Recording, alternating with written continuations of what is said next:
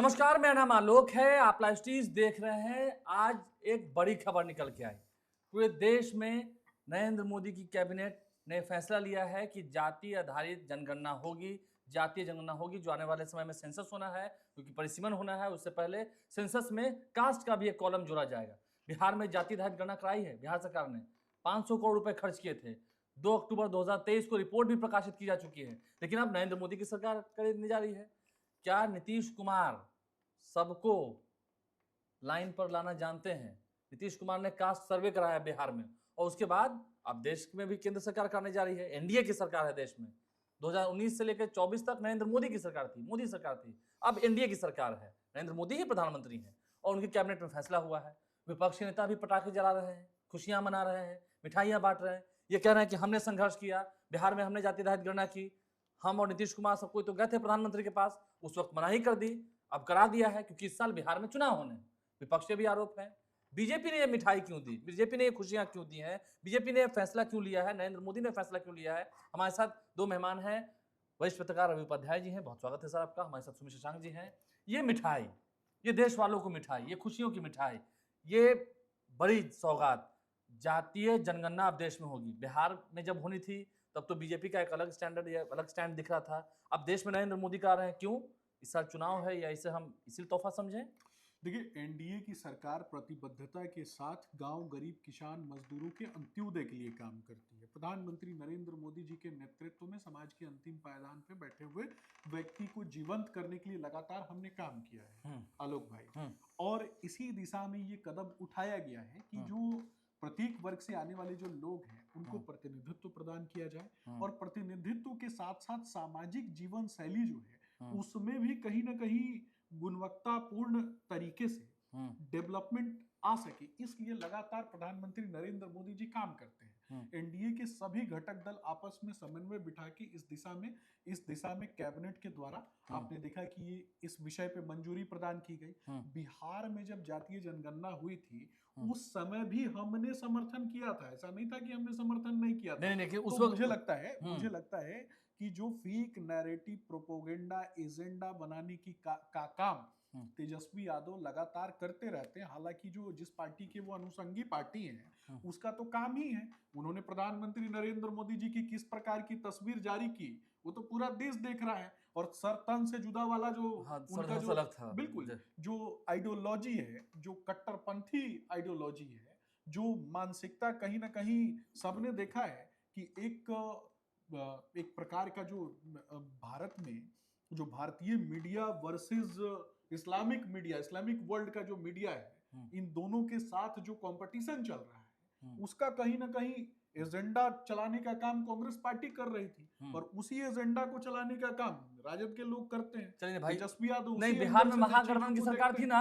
जब जाति आधारित गणना की शुरुआत हुई, बीच में कोर्ट में भी मुकदमा गया, 17 महीने की मामला गया। सरकार में, हाँ, और उस वक्त रिपोर्ट भी मैं वही प्रकाशित बता रहा हूँ, 17 महीने की सरकार में तेजस्वी यादव मुख्यमंत्री नीतीश कुमार जी के साथ रहे। मुख्यमंत्री नीतीश कुमार जी ने कहा कि ये सब गड़बड़ करता है और ये गड़बड़ करने वालों को हम निकाल करके फेंकने का काम करेंगे। जिन लोगों ने ठीक है, किया तो मान तो नीतीश कुमार ने कराया जाति आधारित गणना बिहार में, निश्चित रूप से, नीतीश कुमार ने कराया ना, समर्थन करने का काम हमने भी किया, उन्होंने भी किया था, आरजेडी ने भी किया था, हमने समर्थन किया, आरजेडी ने भी साथ दिया था, हमने समर्थन किया। और मैंने कहा कि प्रधानमंत्री नरेंद्र मोदी जी का विजन है, ये देश विविधता में बसा हुआ है, और विविधता में बसा हुआ भारतवर्ष एक रूपता के धागों में बंधा हुआ है सनातन नामक एक विचार और संस्कार से। बड़े अच्छे शब्द कह रहे हैं। इन शब्दों में एक जवाब ये भी दे दिया कि इसी साल क्यों ये टाइमिंग का चयन अभी क्यों किया गया? इस साल चुनाव से मुझे लगता है अपनी बात मैं वही बता रहा हूँ ना, बिहार में चुनाव हो सकते हैं लेकिन पूरे देश में चुनाव नहीं है। मैं अगर पॉलिटिकली किसी चीज को देखा जाए और चीजों का कहीं फायदा उठाने की बात होती है तो आप जब राष्ट्रीय परिदृश्य में, हो सकता है कभी कर्नाटक में चुनाव हो जाए, कभी उड़ीसा में चुनाव हो जाए, कभी झारखंड में चुनाव हो जाए, तो चुनाव तो हमेशा कहीं ना कहीं होते हैं, लेकिन चुनाव से प्रभावित नहीं होता है ऐसा डिसीजन कहीं ना कहीं लिया जाता है।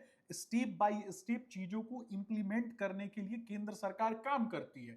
प्रधानमंत्री नरेंद्र मोदी जी को देश की जनता ने इसलिए चुना है कि प्रधानमंत्री नरेंद्र मोदी जी किसी के बहकावे में ना आते हैं, ना किसी के दबाव में आते हैं, और ना ही किसी के बहकावे में आकर के कोई भी डिसीजन ले लेते हैं। सही समय पर सही डिसीजन वो लेते हैं। आपने देखा होगा कि जो वर्तमान में एक दुर्घटना हमारे देश में लोगों की का धर्म पूछ करके लोगों की हत्या करने का काम जो आतंकी मानसिकता के लोगों ने किया, प्रधानमंत्री जी ने कहा कि वैसे लोगों को सपने में भी मुझे लगता है कि देश की कल्पना में जनता भी। माफ नहीं करेगी, अकल्पनीय सजा मिलने वाली है। लेकिन अब उसके लिए अब ये कहेंगे कि कल ही हमला कर दो, आज ही कर दो, तो ठीक मुझे है, लगता नहीं, है, आप लोगों ने मुझे नीतीश कुमार लगता की है बात मानी? नीतीश कुमार की भी जीत है ये? निश्चित रूप नीतीश से, कुमार की जीत है ना? निश्चित नीतीश रूप कुमार ने अपनी बात मनवाई। मैं आपको ये बता रहा हूं कि कलेक्टिव तरीके से एनडीए परिवार एक दूसरे के साथ जुड़ा हुआ है। एनडीए परिवार एक दूसरे के पूरक के रूप में काम करता है, और जब हम पूरक के रूप में काम करते हैं ना, तो किसी की बात मानना और नहीं मानना महत्वपूर्ण नहीं है। महत्वपूर्ण ये है कि समाज के कल्याण में सबकी भूमिका है, और सबकी उतनी ही भूमिका है जितनी किसी एक बड़े दल की भूमिका है। चलिए, मुझे लगता है कि यही बात है। मैं आता हूँ रवि सर पर। रवि उपाध्याय जी, तेजस्वी यादव भी जश्न मना रहे थे जब बिहार में कास्ट सर्वे हुआ। आप तो आपने देखा है, आप उस प्रेस कॉन्फ्रेंस में भी थे, मैं भी था उस प्रेस कॉन्फ्रेंस में जब जातीय सर्वे का रिपोर्ट जारी हुआ था मुख्य सचिवालय भवन में 2 अक्टूबर को, गांधी जयंती के दिन। तो तेजस्वी यादव भी कह रहे हैं कि हम लोगों का ये संघर्ष है। लालू प्रसाद यादव ने, जब देवगौड़ा जी की सरकार थी, 1996 की बात कर रहे हैं, फिर 2001 में होना था, नहीं हुआ, तो ये संघर्ष हम लोग का है। स्वर्गीय मुलायम सिंह का है, स्वर्गीय शरद यादव का है, लालू प्रसाद यादव का है, और तेजस्वी यादव का है। देखिए, इसको ऐसे हम लोग समझें, हम्म, अभी नरेंद्र मोदी को ज्ञान की प्राप्ति हुई है। हम्म, अब ज्ञान की प्राप्ति कैसे हुई, इसको तेजस्वी यादव कह रहे हैं, और हम लोग भी इसको डिकोड करना चाह रहे हैं कि देखिए, बिहार में चुनाव है, नंबर 1, यह तेजस्वी यादव भी कह रहे हैं, तमाम लोग कह रहे ये हैं। बात तो सही है कि चुनाव देते हुए फैसला लिया गया। और हम निश्चित रूप से उस पर भी हम आ रहे हैं। देखिए, 2024 का लोकसभा चुनाव चल रहा था पूरे देश में, और महागठबंधन जो इंडिया ब्लॉक है, उसकी प्रमुख मांगों में से एक मांग था जाति गणना कराना। इंडिया गठबंधन का एकदम ऑन रिकॉर्ड हम बात करें, 2024 के लोकसभा चुनाव में जाति गणना इंडिया गठबंधन की एक प्रमुख मांगों में से रही है। ये नहीं हो सका। और उससे पहले भी आपने देखा कि जब 2 अक्टूबर 2023 को जाति गणना बिहार सरकार ने कराई। देखिए, बिहार एक पिछड़ा राज्य इसी तरह नहीं है। 500 करोड़ रुपए इसी जाति गणना पर खर्चा हुआ, तो आप समझ रहे हैं कि अपने एवज से, अपने मत से इसने खर्चा किया बिहार सरकार ने, नीतीश सरकार ने। ठीक है, महागठबंधन की सरकार थी कोई, लेकिन सरकार तो सरकार है, हमारे आपके ही पैसे उसमें खर्च हुए। तो 500 करोड़ रुपया इस गरीब राज्य को, अगर यदि केंद्र सरकार जो आज उसको ज्ञान की प्राप्ति हुई है, उस समय अगर यदि ज्ञान की प्राप्ति हुई रहती 2023 में 2 अक्टूबर की जो बात हो रही है, तो ये स्थिति, ये परिस्थिति आज नहीं होती कि 500 करोड़ रुपया, 500,000 करोड़ रुपया जो है तो बिहार का खर्च हो गया जाया। आप करा रहे हैं, क्यों करा रहे हैं? ये सामने आपके सर पर ये चुनाव खड़ा है, और समझ लीजिए 2-3 महीना का, 90 दिन का मैक्सिमम समय है चुनाव में, और उससे पहले चुनाव आचार संहिता लग जाएगा। आपके पास कौन सा जादू की छड़ी है कि आप जो ऐसे घुमाइएगा पूरे देश भर में आपका जो है तो हो जाएगा? तो यह एक मैसेज देने की बात निश्चित रूप से नरेंद्र मोदी की सरकार कह रही है। ऐसे देखिए, जाति गणना कराना यह ठीक है, यह तो सबके लिए, किस समाज को किस पर क्या भागीदारी, क्या मिलना है। और समावेशी विकास की जब बात होती है, तो समावेशी विकास की बात इसी तरह नहीं होती। वह समाज के तभी सभी वर्गों को समान रूप से जब अधिकार मिलेगा, तो यह अधिकार कैसे मिलेगा? जाति गणना से मिलेगा। जाति गणना होगी, और जैसो अब तो कहा जा रहा है जाति गणना और जनगणना दोनों होगा। जो ये जो बात है, जाति गणना तो बिहार में हो गई, अब हाँ, जनगणना होगी। हाँ, जनगणना होगी। तो ये देखिए, तो बिहार की जाति गणना को तो मान नहीं रहा है लोग। नहीं, ये माना ना कि नीतीश कुमार और तेजस्वी यादव का ये दबाव था। ठीक है, दोनों की सरकार थी। ये बीजेपी कह रही है कि हाँ, हमने भी साथ दिया था। ये बात भी सही है कि बीजेपी का भी साथ था, ये सही बात है। बिल्कुल। सर्वदलीय बैठक में वो भी देखिए, थे। लालू प्रसाद यादव ने भी कहा है, लालू प्रसाद यादव जो राजद अध्यक्ष हैं, उन्होंने भी कहा है कि 30 साल पहले संयुक्त मोर्चा की जब सरकार थी, इस फैसले को मंजूरी दे दी गई थी, लेकिन वाजपेयी सरकार ने उसे टर्न डाउन कर दिया। 2001 में जनगणना इस पर अमल नहीं किया गया। यह तो बात कही जा रही है। उस समय जनता दल हुआ करता था, जिसके लालू प्रसाद यादव अध्यक्ष थे।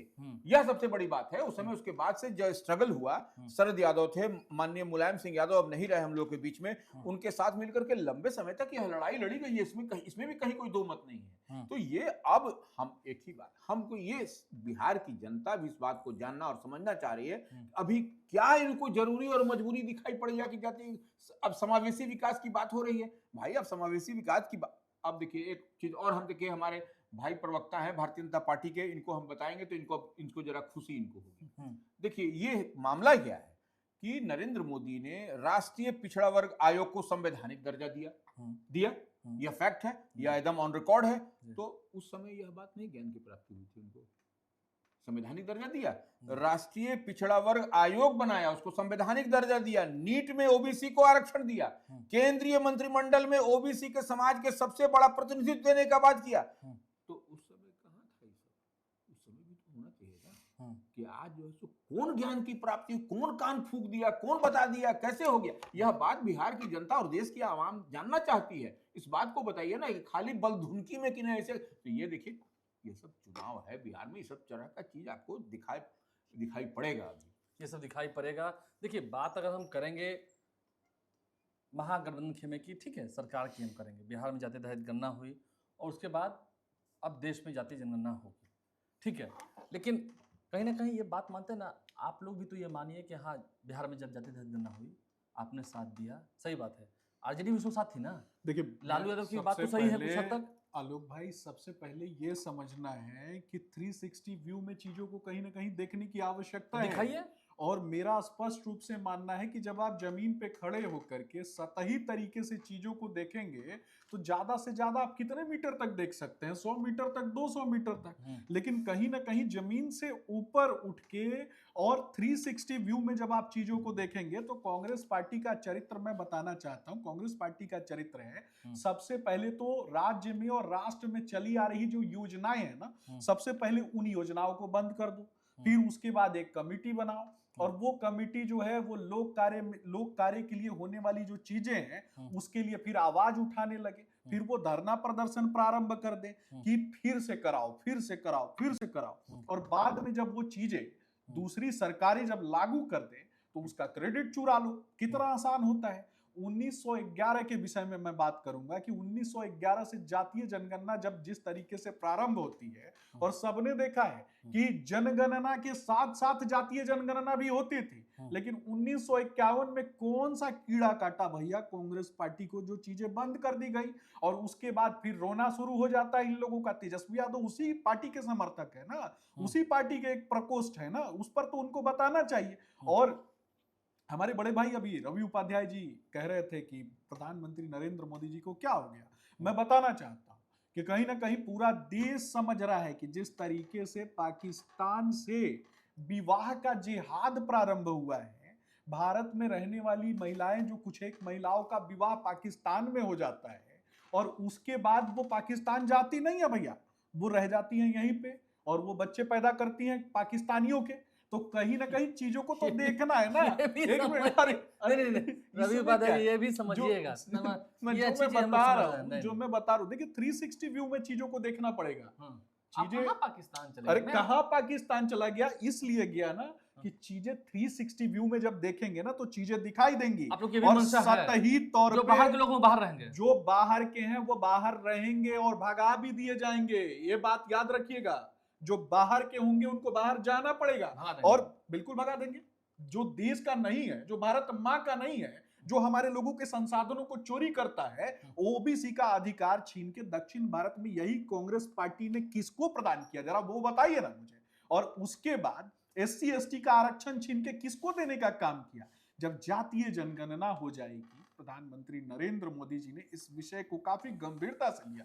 और जब जातीय जनगणना हो जाएगी, और इसके पहले भी मैं इस बात को कंटिन्यू करूंगा, लेकिन इसके पहले भी 2014 से ही आपने देखा कि जब भारतीय जनता पार्टी की सरकार बनती है, भारतीय जनता पार्टी का एक नारा है सबका साथ, सबका विकास, सबका प्रयास और सबका विश्वास। तो विश्वास किसका होना चाहिए? गांव, गरीब, किसान, मजदूर, अंतिम पायदान पे बैठा हुआ व्यक्ति। मैं वही पूछ रहा हूँ ना, एक उन गरीबों का इसका बात कर रहे हैं, वही बता रहा हूँ, आरक्षण का दायरा ही बढ़ाएंगे। वही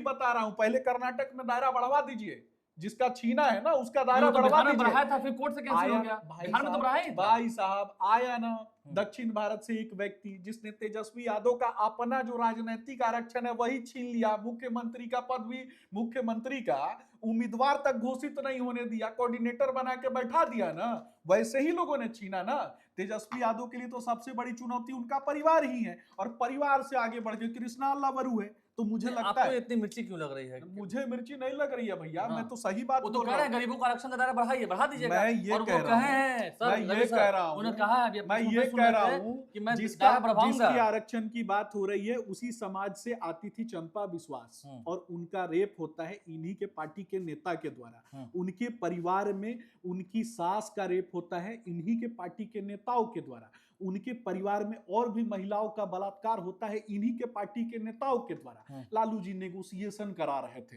हालांकि इस बात को कहीं ना कहीं विभिन्न चैनलों के माध्यम से पुष्टि भी मिलती है।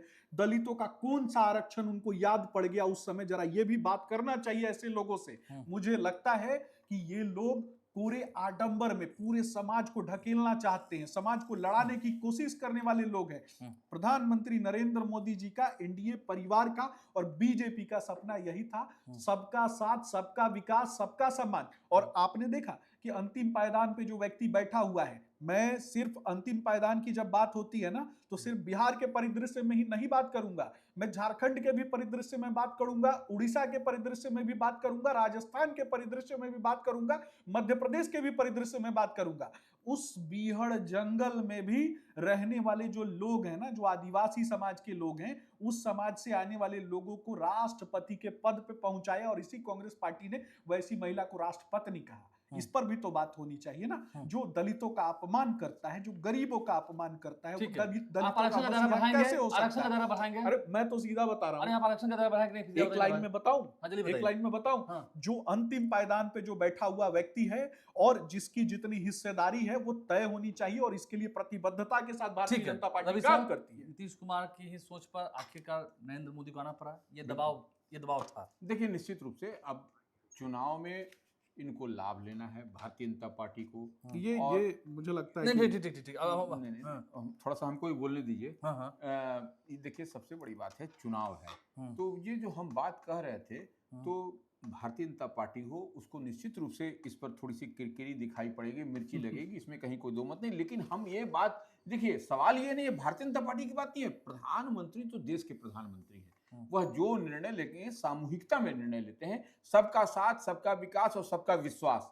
तो इन्होंने कह दिया, पाकिस्तान का नाम लेके सबका विश्वास जीत लिए, ये इन्होंने किया है। अभी तुरंत देखिए डिबेट में पाकिस्तान का नाम लिया, बगैर पाकिस्तान के पूरा इनका चर्चा होगा ही नहीं, ये घूम फिर करके उस पर चले जाएंगे। नंबर एक। नंबर दो बात कि जब 2001 में जब वाजपेयी जी की सरकार थी और जनगणना पर जब बात हो रही थी, इस पर अमल क्यों नहीं किया गया? नंबर एक बात, तो यह बात तो सामने दिखाई पड़ता है ना कि क्या मंशा है। और अभी अगर तेजस्वी यादव कह रहे हैं, नेता प्रतिपक्ष कह रहे हैं, इंडिया ब्लॉक की ओर से बराबर कहा जा रहा है कि 2024 के लोकसभा चुनाव में ये जातीय गणना जो है सो कराना उनकी प्रमुख मांगों में था, तो यह अभी कौन सा ज्ञान की प्राप्ति हुई है? तो जनता जानना चाह रही, भाई इसमें बोलने में क्या दिक्कत है? तो यह कौन नहीं कहेगा कि चुनाव को लेकर के इस तरीके का आडंबर, इस तरीके की बात की जा रही है? और इतना इनको अगर यदि अंतिम पायदान पर बैठे हुए व्यक्तियों तक विकास की किरण को पहुंचाने की जरूरत थी या आवश्यकता थी या दिखाई पड़ रहा था कि हमको अंतिम पायदान पर बैठे हुए व्यक्ति के पास यह ले जाना है, तो उस समय भी आज से 6 महीना पहले भी होता है। और देखिए, हम फिर एक बात का हमको सवाल का जवाब नहीं मिला।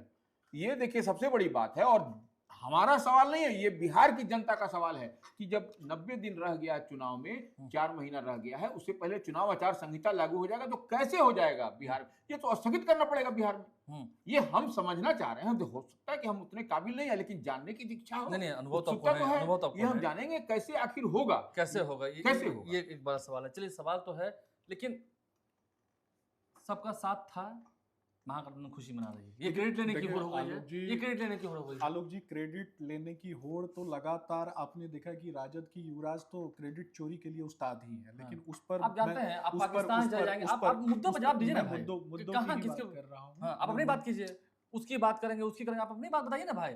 आप लोगों ने नीतीश कुमार की बात मानी नहीं मानी? देखिए, मैं सबसे पहले मैं आपको बताना चाहूंगा कि राष्ट्रीय परिदृश्य में चर्चा हो रही है, राष्ट्रीय परिदृश्य में मोहल्ला का चर्चा नहीं हो रहा है। ये राजद के अंदर बैठ के राजद में तेजस्वी जी जो क्यों नहीं करा दिया था? तेजस्वी यादव सेंसस क्यों नहीं करा दिया? तेजस्वी यादव को छोड़िए ना, 21 में सेंसस क्यों नहीं करा दिया? मैं वही बताता हूँ, आर्टिकल 370 1951 में क्यों नहीं हटा दिया गया? उसी समय क्यों नहीं हटा दिया गया था, ये भी बताइए ना। 35A को कांग्रेस पार्टी की सरकार इतने दिन से चल रही थी, क्यों नहीं हटा दी? नियम था मैं वही परिसीमन होने से पहले सेंसस कराने का, जो मैं पूछ रहा सेंसस क्यों नहीं कराया गया 10 साल में? नहीं तो आप भी अपना जवाब जो दीजिए। मैं पूछ रहा, मैं जवाब उनके दे रहा दामन हूं, पर दाग दिखा रहे मैं हैं, अपना जवाब दामन दे भी रहा हूं, देखिए, मैं जवाब अपना दे कॉर्नर रहा भी हूं, देखिए। मैं वही दे रहा हूं। इतने दिनों से कांग्रेस पार्टी की सरकार थी, लेकिन कांग्रेस पार्टी की सरकार ने कभी भी अपने कर्तव्यों का निर्वहन नहीं किया। आपने किया, मैं बता रहा सेंसस हूं, करवाया। मैं वही बता रहा हूं ना, मैं वही बता रहा हूं।